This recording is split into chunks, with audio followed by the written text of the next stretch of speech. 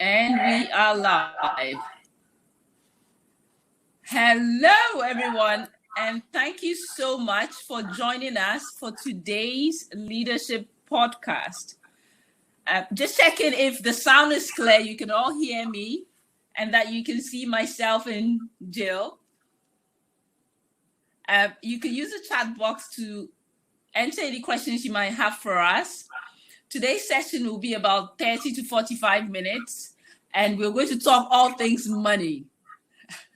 All the things that we all hate talking about, negotiating for money, talking about money, and we're going to go there today. So if you've had the chance to look at Gill's bio, she's absolutely fantastic and phenomenal. I remember watching The Secret Millionaire a couple of years back, and I've always been so impressed by the women and the men who go on the program and just how generous they are with the money they made throughout their lives. So I'm so glad that you're joining us today to share some of your wisdom with the Forward Ladies community. So if you're new to Forward Ladies, you can head over to our website and join and subscribe. It's a free membership. We have a small premium that we pay. We charge our premium members. But also, if you're watching this later on YouTube or iTunes or Spotify, we really appreciate you giving us a review and also subscribing to the different channels. So Gill, thank you so much for joining us today. You're welcome. Good to see you. Yeah, so I was just saying before everyone joined us that people listening or reading Gill's bio will just think she's superhuman. But I'm sure even though she's achieved so much, she's normal and she's just like us. So Gill, just tell us a bit about yourself and how you got so interested in financial education. Well, a couple of things really. I mean, fundamentally, I'm a rags to riches story. So I was born in the East End of London in a very poor household with no money, no support or anything. It was what we call a 2 up, 2 down, and the toilet was. We didn't have a bathroom. It wasn't indoor. The toilet wasn't indoors. It was down the end of a concrete yard, a bit like the back of Coronation Street on the telly. And here I am now sitting in the kitchen of a mansion in the Sussex countryside.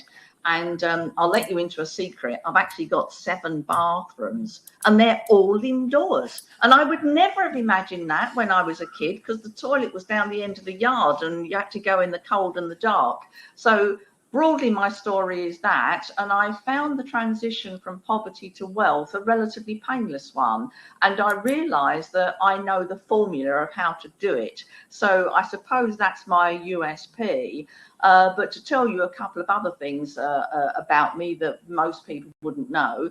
I drove my mother mad because she always called me a contrary Mary, because everything everybody else did, I did the exact opposite.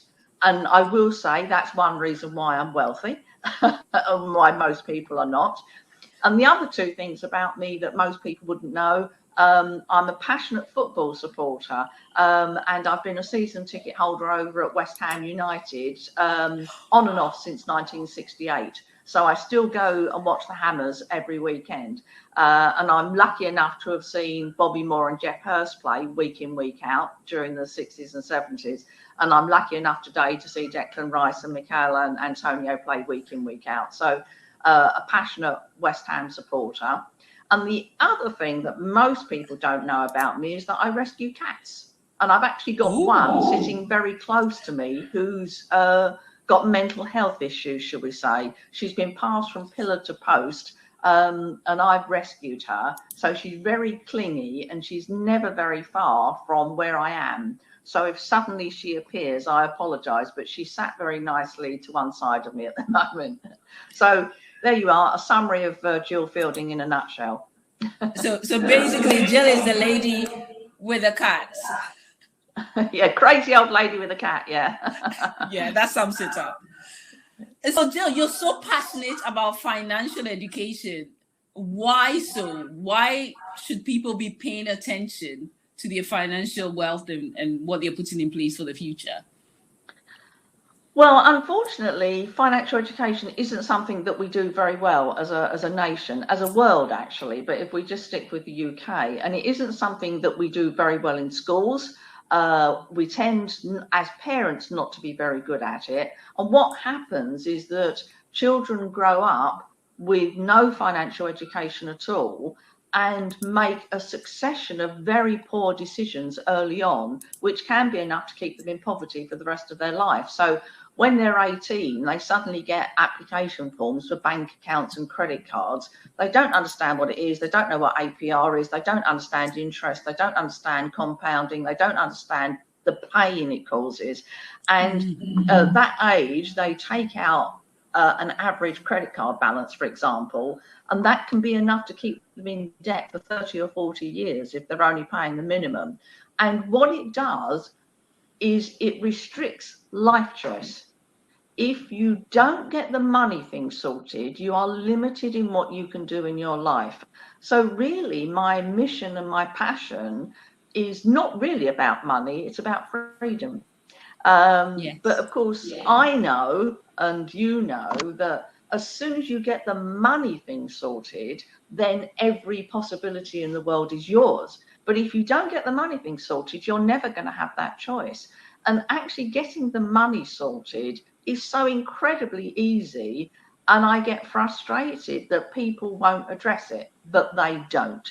And that's partly a cultural issue, partly a social issue, partly an educational issue. It is bad for men and for women, but I think it's slightly worse for women. Definitely. I mean, I have been on a journey myself, starting off, thinking, oh my God, I'm now credit worthy and going out and getting loads of credit cards, even when you're earning a lot of money from your paid job, and making all the mistakes that people make. And I think for me, my turning point came when I had children and I realized I wanted the freedom to be able to stay home with my children. And I wasn't going to get that as long as I had credit card debt, So that really helped me to make that shift. So for you, what was it in your life that made you? I know you grew up poor, but was there a point where you said, right, I need to ramp this up. There's an urgency to this, because sometimes people think they have the rest of their lives to sort it out. I have to be honest, Griselda, and say, no, there wasn't. There was no road to Damascus moment. There was no turning point. I grew up very much isolated because we were from a very poor household. My parents were working and looking after my brother and all kinds of things. So I was left very much alone. And I think that's a very positive thing financially, because my parents weren't around to tell me how bad money was, which is what most people do. I mean, if you imagine, you've got young children, I've got children grown up now, but for all of the people watching and listening that have got children, we've all been guilty of this. Your little toddler as a baby walks around and picks up a coin, and what a baby does, first thing they do is they put it in their mouth. And as parents, we all say, put that down, that's dirty.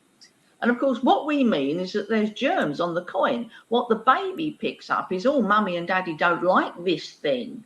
So we're ingraining children with negative messages about money from the second they start walking. And it's, it's a systemic thing. And we have to be aware of it and change it. So for me, I never had a road to Damascus moment, but nobody told me I couldn't like money.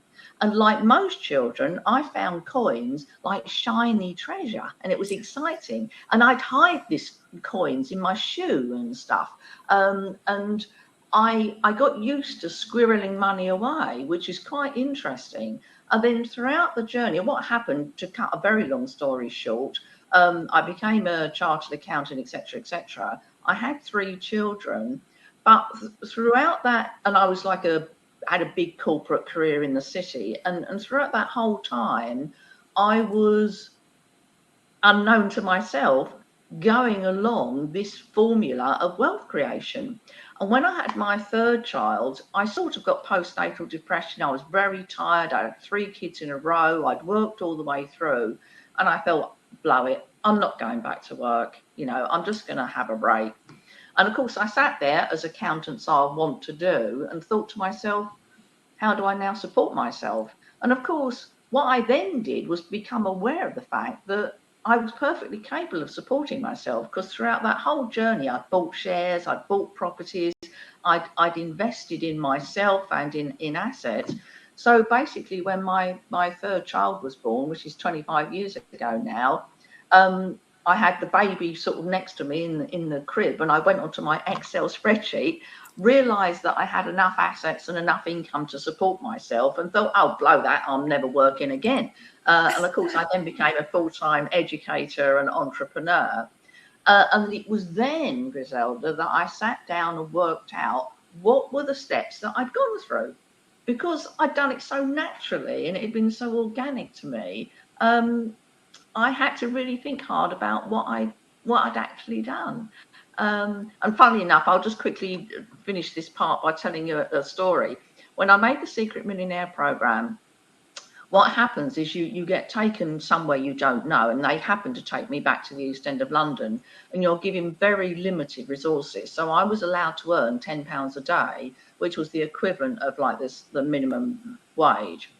And by the end of the filming, I'd earned about £100, I think, from the TV company. And I'd actually invested £94 of it by then. And what I did when I made the Secret Millionaire program is I tested the formula and started again from scratch and went through all the stages again and proved to myself that it did work. And that was amazingly liberating, because I now know you can take all my money away from me tomorrow. It doesn't matter, because I can start again, because I know the formula. I know the worksheet. So, you know, hey, I can relax. So you've already alluded to one of the questions I was going to ask you, which is, if you lost everything tomorrow, what would you do? So for people on the call now who are listening to you and thinking, Jill is making it sound so easy, what are the core building blocks of wealth creation? What do you want people on this call to take away and be able to apply immediately? Okay, 5 things, very easy 5 things. And if we get time, I'll talk about the differences of how men and women apply this, because I think it's useful for women to understand. But I'd like also to talk about women and money if we get a chance. But yes, 5 principles. Yes. Number 1, you got to understand what you got, and most people don't. You know, what happens to most people is their money comes in, they earn money or they get benefits or a pension, and then by the end of the month, it's all gone. And they say to me, Jill, there ain't no point in me looking at that because I got nothing. And I say, but there is a point in looking at that, because if you monitor what comes in and what goes out, that immediately gives you a choice. So if you're spending £100 a week, say, on groceries, you have a choice of buying own brand as opposed to luxury brand and saving yourself £2. Now that's 2%. So if you know what you're spending your money on, and I've had so many people come back to me and say, okay, Jill, I understand this now. All my money's going on takeaways. Or they say, I know where all my money goes. My husband's got a stock of wood behind the shed. Why do men buy wood? Anyway, that's another story. Or why does my partner have got like a small branch of the local chemist on the bathroom shelf? You know, what are all those pots and potions about? As soon as you know where your money is going, you've immediately got choice. You've got choice to stop it, to make it less, spend more, do all kinds of things. So number 1 is being aware. Number 2 is understanding that what you get in, so whether it be your pay or your benefits or your pension, has got to last you till the next time money comes in. And it's a budgeting skill, a basic budgeting skill. And again, most people have lost that. My grandma had like tins on the mantelpiece. And when the money came in, she'd put like a few coins in one tin for the gas bill and a few coins in another tin for the kids' shoes and so on. That was budgeting. Nowadays, what happens, people get paid on day 1, they spend it on day 2, they go to some kind of payday loan lender type thing on day 3, and then by the end of the month, they're broke and they're having to spend all their salary paying off the debt. So we've lost that skill of stretching the money over the time it has to last you. So budgeting is skill number 2. Skill number 3 is understanding and managing debt. And that is the killer. Debt, credit card debt, average credit card debt will keep people poor for all their lives if they don't learn to manage it. But this is where my principles start to move from money saving to money making, because debt is a very important issue, because debt can be both bad and good. So spending debt spending credit cards, getting loans to do what I call shiny shoes type thing. Shiny shoes, holidays, bigger and bigger TVs. Yeah. And what's that about? I mean, eventually the TVs are going to be so big it's going to take over the house. And what happens with that TV is that it becomes unfashionable or gets broke in about, I don't know, let's say 5 years. But you spend 37 years paying it off on your credit card because that's where you put it. I mean, the TV's in landfill way before you've ever even thought about paying off the credit card bill. And that is consumer wastage, and that is very bad debt. But of course, in order to make money, you have to borrow money. So the skill of understanding how to manage debt, how to leverage your money, how to make sure somebody else is paying the debt for you. So, for example, a buy-to-let property, the tenant will be paying the mortgage in their rent. So understanding, controlling, managing debt. And again, I could talk for an hour on that about credit scores, credit files, all the rest of it. But, you know, I want to sort of touch some bigger points. The fourth principle is understanding that money has a future value. Now, this is where people move from money saving to money making, because savers don't understand the future value of money. Now, just put this simply, we've got inflation at 3% at the moment. If you're saving your money and you're getting 1% on your savings, your money's always going to be worth less in the future than it is today, when the purchasing cost of what you're buying is increasing by 3% because of inflation. So if inflation is bigger than your savings rate, then you're losing money. I understand that. However, if we understand that by investing money, we can get a higher return, 6, 7, 8, 9, 10, 11, 12%, then as long as that rate of return is higher than the rate of inflation, money is always worth more in the future. But it takes a big mind shift to go from money saving to money making. Women are much better at saving, men are much better at making. Don't know why, don't understand it myself, but that is my experience over 40 odd years in the game. And then the final principle, the principle number 5, is knowing that you have responsibility.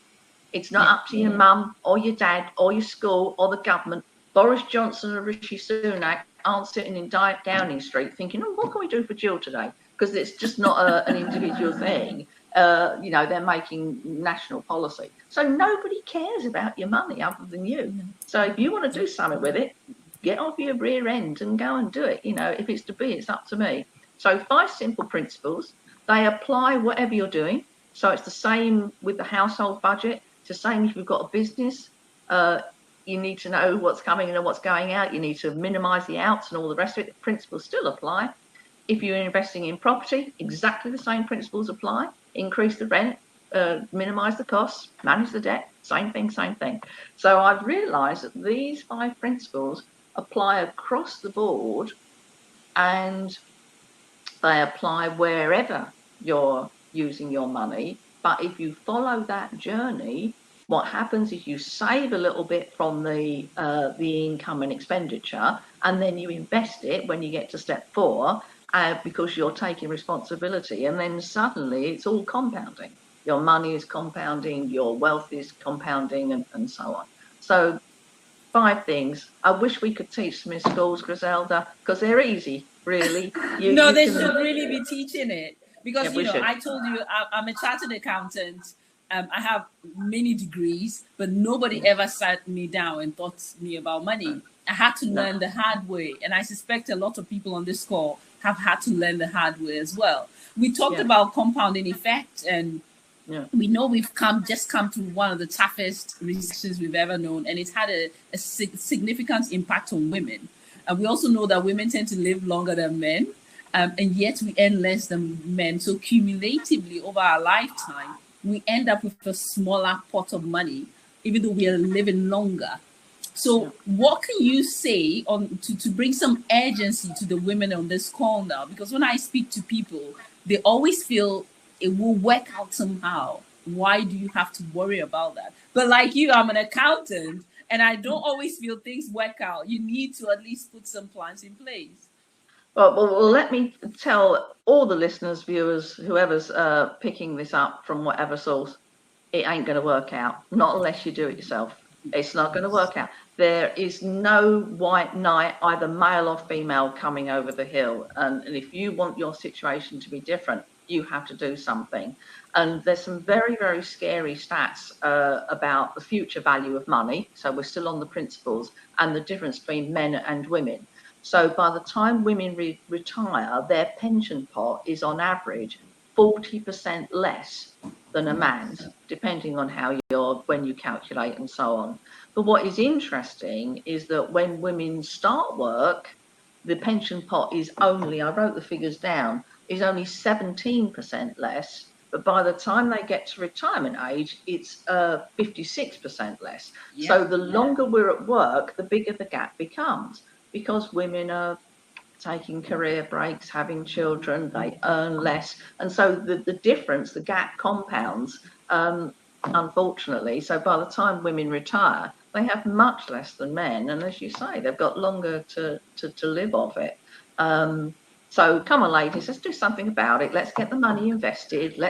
It's easy to do. I can tell you 3 easy ways to make 10% on your money today. Just get it invested, get it compounding, and, let's blow this thing out of the water. And then we can all go and watch the football together. So there's a question here from Sally. We're in a recession. Debt is quite inexpensive at the minute. Yeah. So what would you recommend people do with the money they have now? Okay. There's only 3 things you can ever invest in, and that's land and property, shares and trading of some kind, and what I call business, but that would include internet businesses and all kinds of stuff. And if you look at the stats over time from places like the Office of National Statistics and so on, each of those 3 will give you at least a 10% return year in, year out over the long term. Not this year, maybe next year, but over the long term. So the aim is always 10%, always invested in one of those 3 things. And if anybody reads the media, the thing that is going like topsy at the moment is property. And interestingly, if you look at those 3 things during the pandemic, those 3 things did very well. Property kept going and grew, I think, at 13.4% up to the end of June. The stock market did very well, and there were more millionaires made during the pandemic from business than during a boom time. So I call that the difference between the external economy and the internal economy. And I know I won't go too much into that, but the external economy is run by Rishi Sunak and Boris Johnson and the government. And their aim is to keep GDP about 1 to 2%. So their aim is to have growth of about 1 to 2%. My internal economy, I want 10 to 12% on mine. And if I take control and responsibility and understand the principles, that's what I get on my money. So if anybody's got money out there, do exactly the same with it as I'm doing it. I've looked, just before I came on this call, I looked at another property investment to buy a small property in the north. That's what I would do. One of those 3 things, and it can be easy. So given that debt is so cheap at the moment, or interest rates are so low, is it a good time to borrow money? The answer is yes, it is, as long as you've got control of it. If you're the type of person that's going to borrow on a personal loan or a credit card, then just buy loads of shoes with it and then, and transfer it from, one credit card to another credit card, do not do it.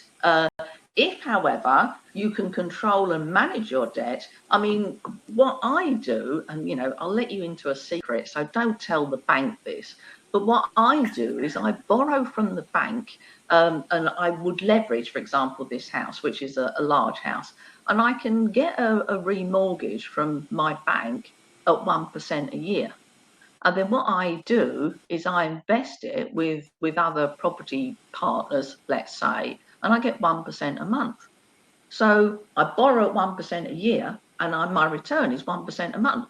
So I borrow as much as I possibly can because I'm earning so much on the money. But of course, I manage the debt, I make sure I can pay it back, and I've got everything monitored and so on.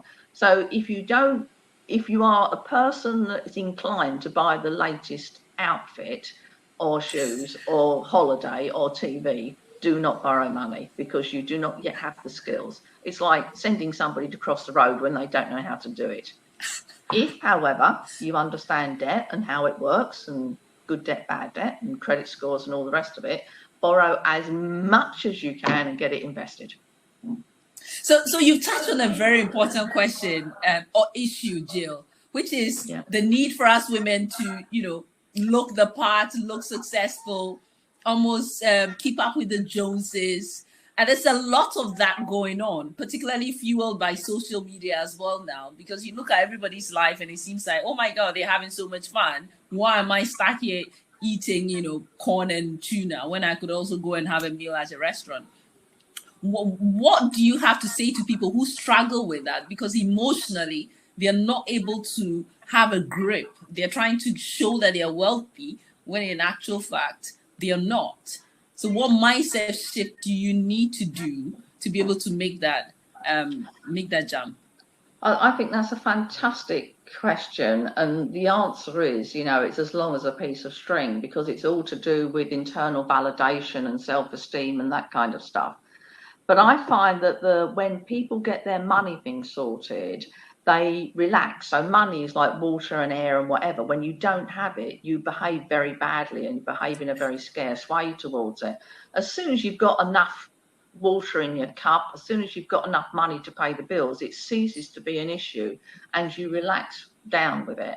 And for me, I've come across so many people. So, for example, I'll get somebody come up to me and they'll say, Gill, I've got a load of money and I don't know where to invest it. Can you give me some help, whatever? And I say, absolutely, I can. Let's get a piece of paper. We'll do a plan. How much have you got? 5,000. And I'm really scared. And it's a massive amount of money. I say, okay. And we do a plan. I'll get another person come up to me and they say, Gill, I've got a little bit of money. It don't really matter, but, you got any ideas for it? And I say, yeah, sure. How much have you got? And they say, 5 million. And the difference is, wealth is how you feel about money, not the actual amount of money that you have. So if a person thinks they're hugely wealthy on 5 grand, that's great. And if a person doesn't feel they're wealthy on 5 million, well, they need to adjust something there. But wealth is about how you feel about money, not how much you've got. And of course, I'm not a flamboyant person. My children are always saying to me, we never had the best phones, laptops, whatever, because it's not important to me. I'm not really a things person. And when I moved into this village where I am, the people saw me on the TV, and the gossip in the village was that I had won the money on the lottery, because I just didn't look like a millionaire. Because normally I've got a sweatshirt on and I've got the kids and the cat crying and all the other normal things, and I just didn't look and behave like a millionaire. So they didn't believe it was my money. They believed it had been given to me through the lottery, which is quite an interesting assumption, isn't it? That we assume that wealthy people somehow look different. But I can tell you, I've met loads of them and they're all exactly the same. I can remember talking to John McEnroe, the tennis player, and sitting there having lunch with him. And our conversation was how difficult it was to get decent school shoes. Same conversation you and I might have, so no different. Everybody's exactly the same. I've met many wonderful, rich and famous people, and the conversations are always exactly the same as I have with everybody. So I think once we accept that, it's a start. Yeah, I think that the human experience isn't changed by the amount of money you have. Money just amplifies whatever is already going on in there. And there's a question from Julia about credit unions and whether it is okay for people to still be saving in that, or what other options are there?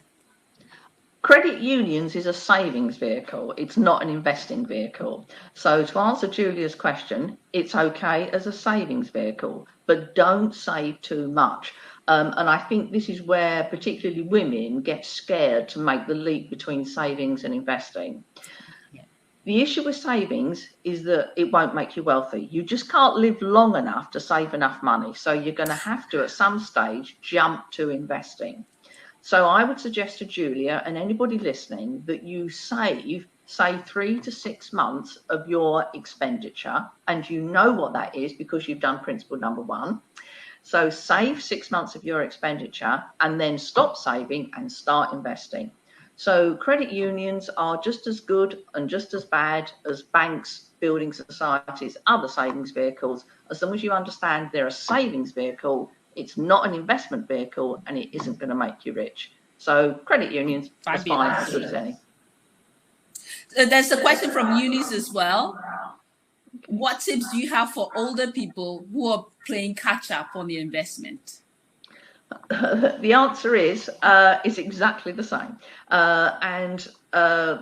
You know that I have an education company, and when I told you the story about my financial growth, it was 20 years before I made my first million. So I started in 1977, and it was 1997 when my third daughter was born, when I had this sort of breakdown, that I realized I was a millionaire.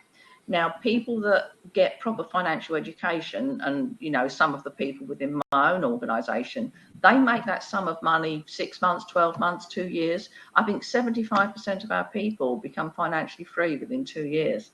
So it can happen very quickly, but you have to take the right steps. And the great thing about being older is that you tend to have experience, you tend to be better at organizing, you've communicated with builders, plumbers, plasterers all your life, so you've done it before. Your credit file tends to be a bit better because you haven't wrecked it like you tend to do when you're younger. So actually being slightly older can be a real plus.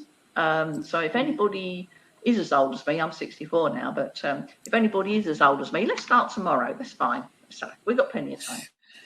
Wow, Gill, you've got so many questions. I'm going to just go through them because I think some of the questions are quite important. We've got you. We might as well cover as much of this as we can. So there's a question around, if you had a small amount of money, what should you start doing? How can you start investing? Look, the answer is it depends on how small is small. So let's just say, and the answer is, it's a difficult one to answer in 2 sentences because it depends on how well you understand the principles. Because you can start investing in property with absolutely no money at all, but it takes the knowledge of how to leverage and to borrow money to do it. So if you're very educated, the answer is in property, nothing. If you're going to start with shares, and I started with shares, my first share investment was when I was 18. I didn't buy my first property until I was 19. I was a slow starter there. But shares was always my first thing, and my children have always invested in shares. And you can do that with £25 a month. You know, get it into a standard UK tracker fund. My organisation will send you a tip sheet on how to do it. Normally you get 10, 11% a year on that. It's what I've always done for my kids. So if you've only got a little bit per month, 25 quid, tracker fund is probably the best thing to put it in. If you've got 5, 10,000, I'd start looking at property. And if you've got education, you can start with nothing. So the answer is all of the above. Fabulous. Well, what do you say about people spending lots of money, students taking on massive amounts of debt to get education? And what is the quickest way of getting out of that? It's exactly the same. My children all have student loans. So I've got 3 kids. They've been through university. They've all got student loans, and they're all paying off in their own way. One is paying off through her work. The other one, one of my kids, one is still at university actually, but the middle one is paying off through investments, because what he's done is from the first day he had money. So when they were kids, if they got given £20 by their grandma, £10 of it, half always went into savings, and the other half they could spend. So he's started investing when he was 18, and it's gone into shares and property and the same things as everyone else. So the answer is all of the above. Fabulous.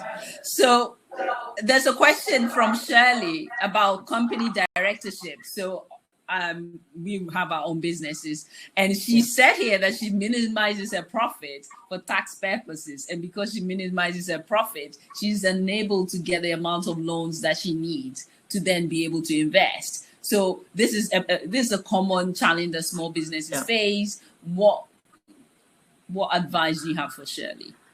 First of all, Shirley, I'd say you need to, depending on what you're trying to borrow and how, you need to go to the right broker that will help you with that. Now, I understand about the minimizing the profits and paying yourself in dividends. I understand all of that. But what you can do is there are specialist financial brokers that raise money for property investment. I know for certain because I've done it myself, that raise money for property investment using sort of other issues. So, and of course, what they might do is they might say to you, Shirley, you're just going to have to increase your profit for 6 months in order for you to get this, or a year, or whatever it might be. But somebody will be able to give you some steps to go through where you can maximize the profit for a short period of time to get what you want, and then off you go. And of course, I will say to Shirley is that I don't know who you've been speaking to, but there's a big difference between borrowing money for, say, a residential property purchase, which is based on your income, and an investment property purchase where the loan you can get is based on the property, not you. So I think Shirley might have been talking to the wrong person on the wrong side of the fence. Because in some cases, the financial providers want you to earn 25,000 even on an investment property purchase, but in a lot of cases you don't need to earn anything. So you're all right, Shirley. We just need to get you to the right person. Fabulous. And Lisa has a question about children. What are some of the first things we should be teaching our children now? So I have an 11-year-old and a 6-year-old, and I try and get him to do chores. I try and get him to earn the money for the things that he wants. But there's also a lot of pressure out there because his friends get the latest phones, they have the latest laptops. There's a lot of external pressure. What advice do you have for parents with young children? Okay. One thing that I would do, and this is the strongest tip I can give, is to make money exciting for them. So, for example, I told the story about, if my kids were given money, half had to go into the savings pot. What we would do is we would put the money into a jam jar. So if they got £2, £1 would go into the jam jar. And then when they were in bed, I'd add 10p to it because it was like the interest that you would get if you had it in the bank. And they'd come down and go, oh, there's more money. And you make it exciting. You show them that money grows if you keep it rather than just spending it. And of course, making the rest of their life exciting with experiences and so on. I think it saddens me that, you see relatively poor children and they've got not one but 2 smartphones. And I think, what on earth? Why aren't you out digging in the mud? And I think, I don't think my children ever missed any of those kind of things because, we were having fun. So making money exciting and making it familiar. So, do the magic money in the jam jar thing because you'll be surprised at how excited they get with that. I think I'm definitely going to do that because they got so excited with the tooth fairy and just finding the money under the pillow. We can definitely carry on with that. There's a question here from Carlotta, and I think it's a really great question because some of the approaches we've talked about have been very traditional. And I know certainly for when I was trying to get out of debt and establish myself, I had to cut out all my credit cards and go back to paper money so that I got back in touch with the value of money. But now we have all these digital platforms that help you with investing. We have platforms that support women. There's crowdsourcing. I think I met a woman who crowdsources for property investment. Yeah. So there's so many opportunities and ideas out there. What advice do you have about selecting the right digital platform for your investment? Well, see, that's an interesting one because I don't do digital. It's not really my thing. Don't really do that. I'm very much, I understand about, money has become, a piece of plastic as opposed to cash, which again, I think you were right to go back to cash because I think that's a really important thing. If I'm doing anything complicated, I do an Excel spreadsheet. So I have to be honest and say digital isn't really my thing and it isn't really necessary in order to make money. So what's more important is that you learn and apply the principles. And if any of those, so for example, understanding what comes in and what goes out, you can write that on the back of an envelope or you can have a fancy app that does it. Doesn't really matter as long as you do it, is my view. I think I love what you just said because I think sometimes we get carried away with all the the bright shiny things, and we're looking for the best app to do this, and there's always something new. But actually, what you're reminding us to do is go back to the foundation, to the core principles, and make sure that your habits are aligned to that. Because even if you have the app and you have the platform and you're still spending more than you're earning, you will still not be making any progress. So is it fair to say then that you will, do you have any views on crypto then? That's a question from Sally. This is very much a personal view. So I just be careful on this one. I wouldn't touch crypto with a barge pole. And that's for 3 reasons. Number one, I can't see it, touch it, feel it. So I don't know where it is, and it doesn't exist. Secondly, it's very susceptible to fraud. I know that, whereas buying a property in Burnley, for example, wouldn't be. Number 3, it's very damaging for the environment, which I'm very anti, because of all the power to mine the coins. So personally, I don't touch crypto with a barge pole and wouldn't. But that's just a personal view. So if somebody wants to do it, I suggest you really find out how it works. Fantastic. So, Gill, one of the things that keep women from investing is the fear of losing that money, is the risk involved in it. So just to humanize you a bit more, have you had any failures with your investment? Have you lost money, and how have you recovered from that? Because it's very painful when it happens. The answer is, I'm going to say, and this is going to sound a really trite answer, I don't think I've ever had a failure, because a failure only happens when you stop, if you keep going. And so, for example, I'll quickly tell you a story. I bought a property once, and I moved a tenant in on day 1. On day 2, they completely trashed the property, even pulled the pipeworks off the walls. So some people would think, oh, that was a failure, that was a mistake. But of course, what it enabled me to do was to go back and refurbish the property, because it needed doing anyway. So it gave me the experience of finding a local power team that could do it. It turned out that most of the repair costs were tax deductible in any case. And then, because it was a nice refurbished property, I got a beautiful tenant in there who lived in it for, I think, about 12 years. So although on the day it happened, it felt like a mistake, in retrospect, I thought to myself, I'm ever so glad they trashed that house, because it was only a mistake if you stop. If you don't stop, if you keep learning from it, it's just part of your journey that goes up and down, up and down, up and down, So that's, I think, what to help people, what I'd say is just keep your eye on the long term. These individual hurdles will be small in time. Fantastic. And what advice do you have for anyone who is starting on this journey and hearing all these terms and thinking, I don't even understand half of what this means? So do you have any recommendations on where to start to get really financially confident and have some competency around financial literacy? Well, I would say this, wouldn't I? But start with anything that I've written. I've written a book called Solving the Financial Success Puzzle, which is all about the 1% and the penny in the jar type stories. So I hope it's a fairly entertaining read, but it will give people all those basics, those basic principles. Most financial service providers will have some kind of education. We do at our organisation, as you know, we have, I do a radio show called Wealth Wednesdays, where I just talk about this kind of thing. So there's lots of people talking about it. And I think what's important to understand is that you will be able to understand it if you just give yourself a bit of time and read it. And I think a lot of people think, oh, it's money, I don't understand that. And they have that view because their mum told them when they were a baby not to touch it because it was dirty. So we have to break that cycle and persevere with it.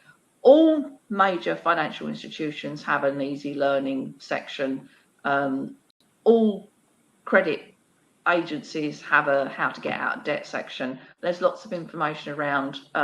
Just take some and work through it. Brilliant. So Gill, what's the one thing we've talked about? A lot of things today, and I'm amazed by how much ground we've covered. We've covered a lot of things today, and I'm just thinking, there's so many women I meet in my line of work, women in the community who are super wealthy. They've generated some wealth. Some are now angel investors. Some are investing in property.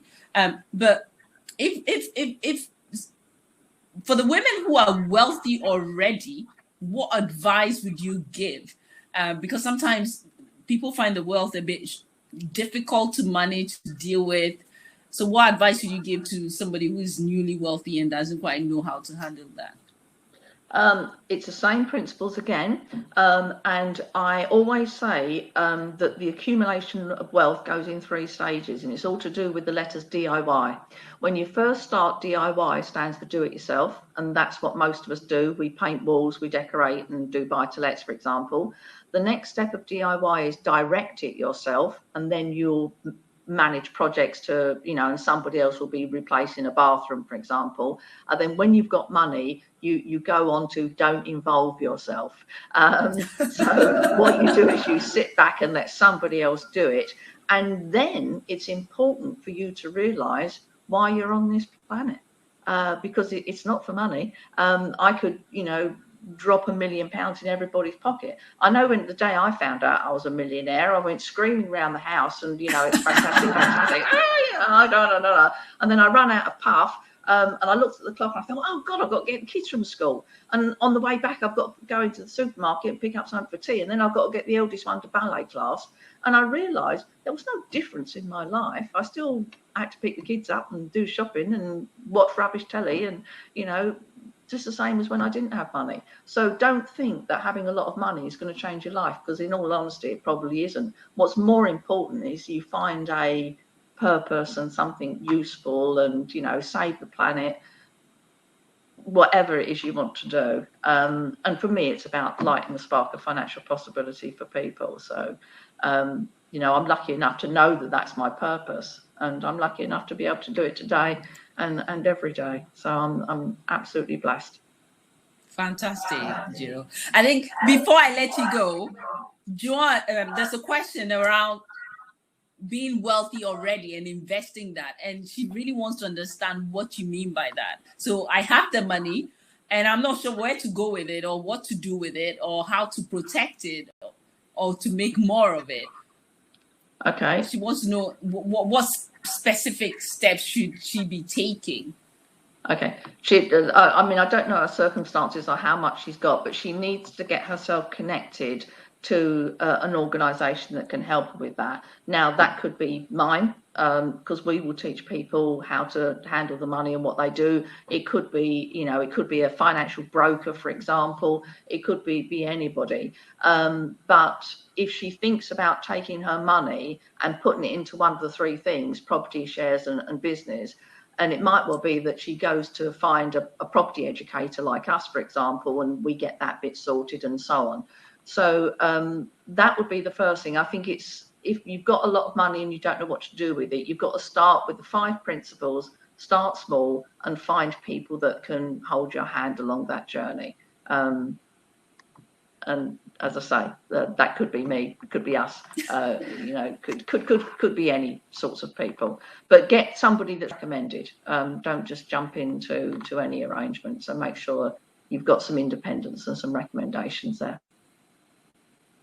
So I am very interested in routines, because I think the way you spend your day, the way you spend your hours is what makes you who you are.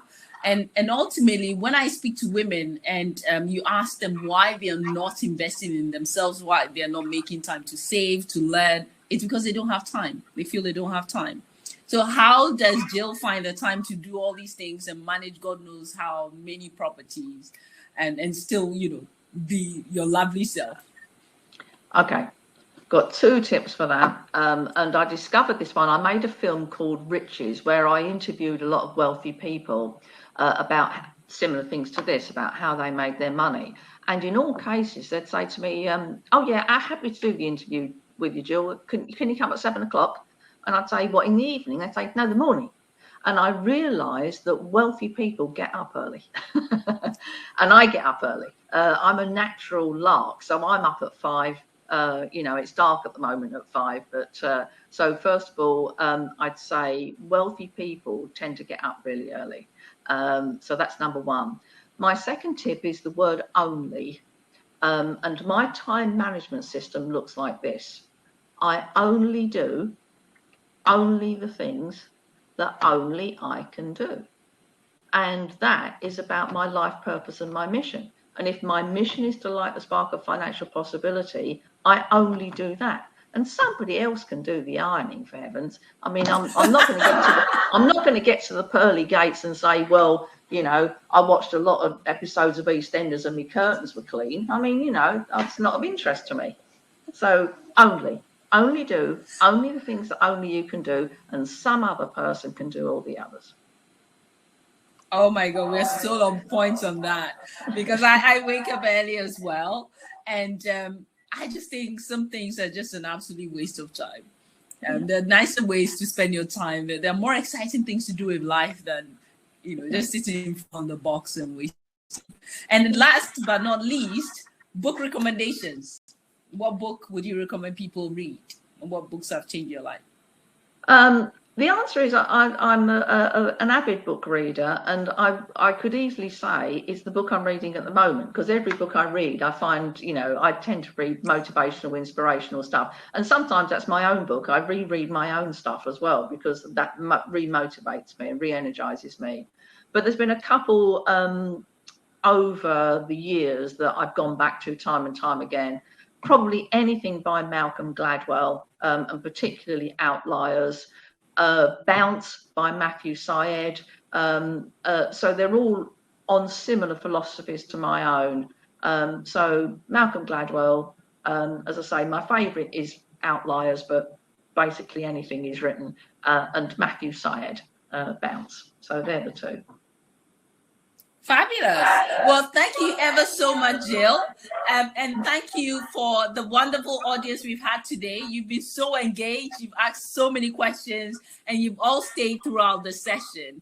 So for those who wanted to know if there'll be a recording, yes, this session has been recorded, and it will be available on LinkedIn, Spotify, and iTunes. If you love what we're doing and you want me to bring more guests like Gill, or even to suggest people that you'd like to have on the podcast, then please let us know. Drop us an email at enquiries@forwardladies.com. And you can find Gill on Twitter, on Facebook, on LinkedIn. I think she's very prolific writer, so you can find her on the internet.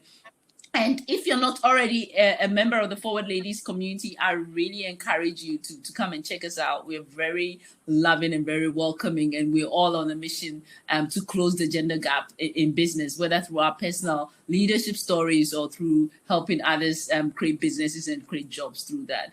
So, Gill, thank you so much, and thank you, everybody. I'll see you next month, same time. Until then, please save your money.